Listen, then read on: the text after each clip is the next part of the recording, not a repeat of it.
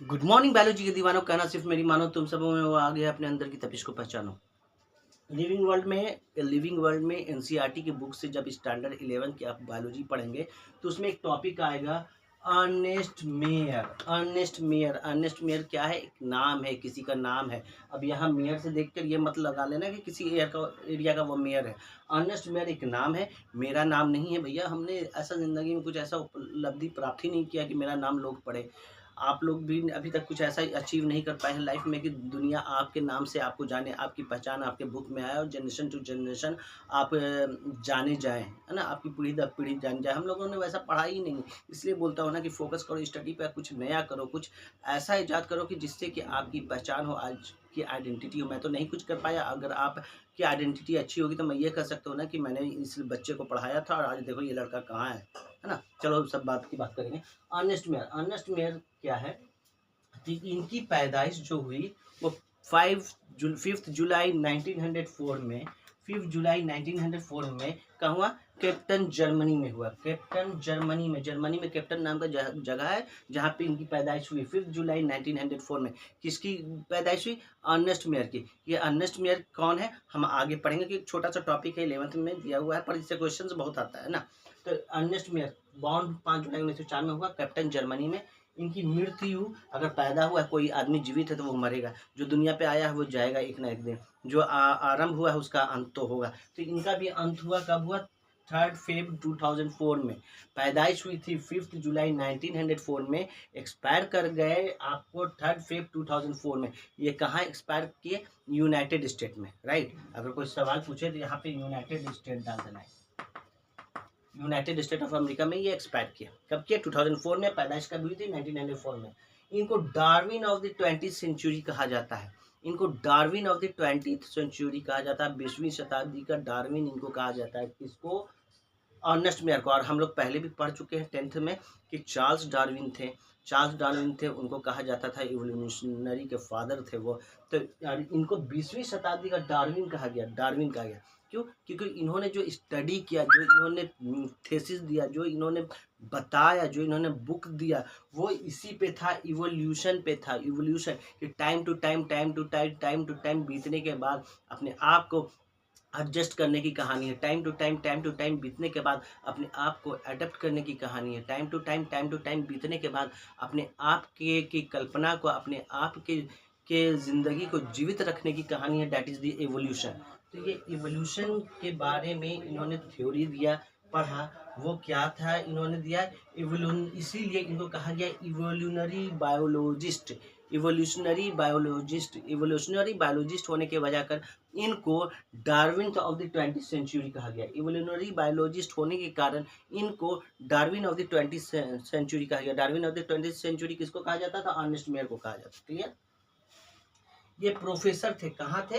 Professor पढ़ाते थे Harvard आपको faculty of arts and science जगह है, एक इंस्टीट्यूट है, एक कॉलेज है जहाँ वो पढ़ाते थे। क्या पढ़ाते थे? ये कब पढ़ाते थे? 1953 में इन्होंने उस Harvard faculty of arts and science को ज्वाइन किया 1953 में और छोड़ा 1975 में। क्लियर? इतना चीज़ आप लोग समझ गए? एक बार फिर से देख लो, अगर लिखना है तो लिख लो। अर्नेस्ट मेयर की पैदाइश हुई 5 जुलाई 1904 में, कैप्टन जर्मनी में। एक्सपायर किए 3 फरवरी 2004 में यूएस में। इवोल्यूशनरी बायोलॉजिस्ट थे इन्होंने, जिस पे रिसर्च किया, दैट इज इवोल्यूशनरी बायोलॉजिस्ट, जिसके वजह कर इनको Darwin of the 20th century कहा गया। प्रोफेसर ये कहाँ के थे? Harvard faculty of arts of science institute के ये फैकल्टी थे, जहाँ उन्होंने अपना जो सेवा दिया, अपना योगदान दिया, वो 1953 से लेकर 1975 तक दिया।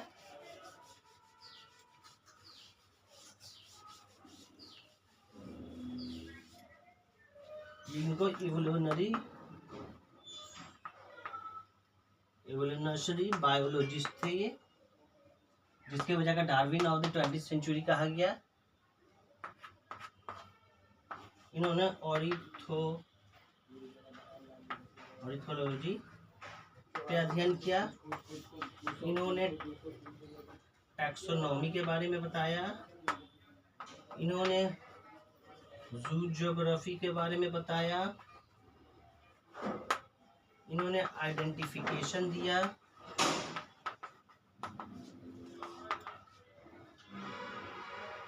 ठीक है। ऑर्निथोलॉजी कहा जाता है study of birds and their survival. Ornithology कहा जाता है study of science of branch of science where we study about the birds and their survival. दूसरा टैक्सोनॉमी। टैक्सोनॉमी एक प्रोसेस है आइडेंटिफिकेशन की। अगर मान लो कि हम मेरा 2 BHK का रूम है, तो एक रूम ऐसा होगा जहां हम लोग सोते होंगे, एक रूम ऐसा है होगा छोटा सा जहां हम लोग वॉशरूम जाते होंगे, एक रूम ऐसा होगा जहां पे हम लोग का किचन होगा, एक जगह ऐसा होगा कि जहाँ पे ब्रश रखा हुआ होगा, एक जगह पे ऐसा होगा कि जहाँ पे बेड और पिलो होगा। हम ये नहीं कर सकते हैं कि टॉयलेट की जगह पे बेडरूम को शिफ्ट कर दे, बेडरूम की जगह पे टॉयलेट को शिफ्ट कर दे, टॉयलेट में किचन शिफ्ट कर दे, ऐसे नहीं कर सकते। इसका हम लोगों ने एक टैक्सोनॉमी बनाया, एक आइडेंटिफिकेशन किया कि ये चीज़ यहाँ होनी चाहिए, ये चीज़ यहाँ होनी चाहिए, ये चीज़ वहाँ होनी चाहिए। तो अर्नेस्ट मेयर ने भी, ये इवोल्यूशनरी बायोलॉजिस्ट थे, इन्होंने टैक्सोनॉमी दिया, मतलब प्रोसेस बताया कि कौन सा चीज़, कौन सा जीव है, कौन सा जंतु है, वो कहाँ पे होगा, किस श्रेणी में आएगा, उसके आइडेंटिफाई किया, उसका श्रेणी रखा, आइडेंटिफिकेशन किया, नोमेनक्लेचर किया, टैक्सोनॉमी दिया। इसे ही कहते हैं टैक्सोनॉमी। जू ज्योग्राफी, जू मतलब तो हम लोग समझ रहे हैं, हाँ, ज्योग्राफी मतलब भूगोल से रिलेटेड है, इन्वायरमेंट से रिलेटेड। तो इन्वायरमेंट में कौन सा जीव ठंड के मौसम में रहेगा, कौन सा जीव ग्रीष्म मौसम में रहेगा, कौन सा जीव ज़मीन की ह्यूमिडिटी में रहेगा, कौन सा जीव एरियल में रहेगा, ये सारी चीज़ें जहाँ पे आती है उसको जू ज्योग्राफी कहते हैं। इसके बारे में भी अध्ययन किया, इसके बारे में भी बताया, इन्होंने अर्नेस्ट मेयर ने बताया। और आइडेंटिफिकेशन तो हमने कह दिया कि सबसे पहले हम लोग आइडेंटिफाई करते हैं, फिर उसका नाम रखते हैं, फिर उसका क्लासिफिकेशन करते हैं, ये सारा चीज़ जो मिलकर होता है दैट इज टैक्सोनॉमी।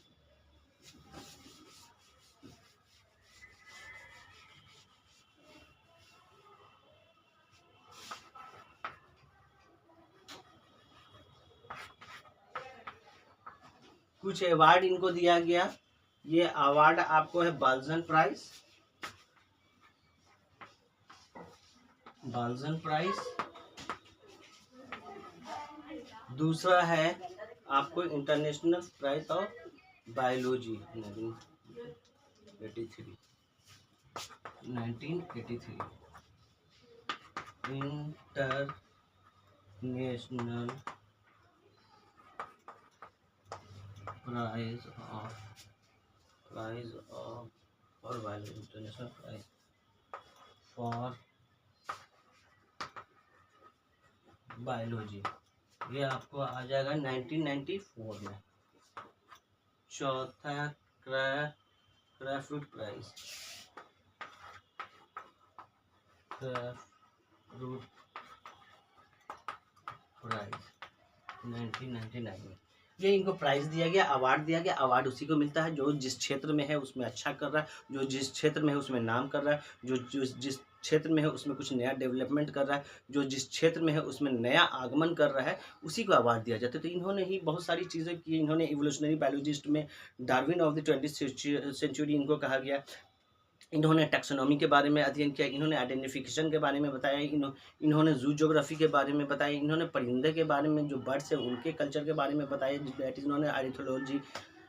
यही सब लेकर इनके अच्छे काम के वजह कर इनको कुछ प्राइज़ दिया गया, जिनका नाम है पहला बाल्जन प्राइज़, ये 1983 में दिया गया बाल्जन प्राइज़। ये इवोल्यूशनरी से जो भी रिलेटेड काम होता है ये प्राइज़ उनको दिया जाता है, बाल्जन प्राइज़। दूसरा है international prize for biology, biology के लिए इंटरनेशनल प्राइज़ इनको मिला 1994 में। तीसरा क्राफ्रूट प्राइज़ 1999 में मिला, क्राफ्रूट साहब थे उनके नाम पे ये प्राइज़ पड़ा था, क्राफ्रूट प्राइज़ इनको मिला 1999 में। ये सारे अवार्ड इसलिए मिले कि इन्होंने कुछ अच्छा काम किया था, ये सारे अवार्ड इनको इसलिए मिले क्योंकि इनका योगदान बहुत अहम था। ये सारे अवार्ड इनको इसलिए मिले कि इनके इवोल्यूशनरी बायोलॉजिस्ट में बहुत बड़ा योगदान था, बहुत बड़ा, और जिसके वजह कर आज हम लोग पढ़ रहे हैं और समझ पा रहे हैं कि आखिर ये चीज़ होता क्या है। होप कि अर्नेस्ट मेयर के बारे में समझ में आया होगा जितना 11th में दिया हुआ है। अगर समझ में आया तो लाइक कीजिए, शेयर कीजिए, सब्सक्राइब कीजिए। Thank you so much.